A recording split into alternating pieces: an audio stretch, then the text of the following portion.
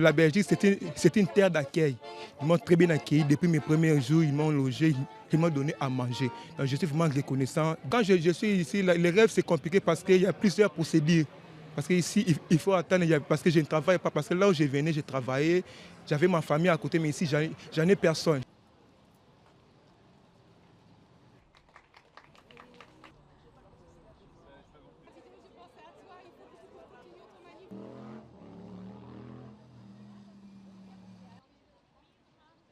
J'ai été une militante pour le droit au logement et j'ai notamment milité avec des personnes qui avaient des gros soucis de logement.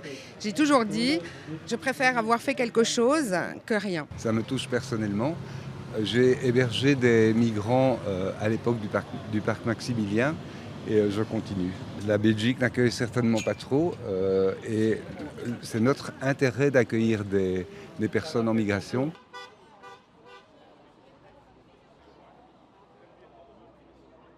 Il est bien légitime d'avoir une politique migratoire, ça je ne la remets pas en cause, mais de placer toujours la dignité de la personne humaine au centre.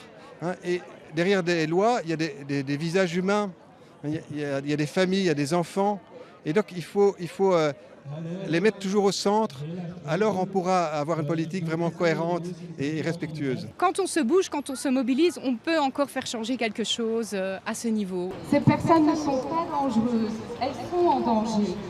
On voit des photos d'enfants devant le petit château il y a 40 ans. Et il est écrit « Nous ne sommes pas dangereux, nous sommes en danger ». Et on a voulu réimprimer cette affiche 40 ans plus tard parce qu'on se rend compte que c'est le même enjeu, la criminalisation des personnes migrantes.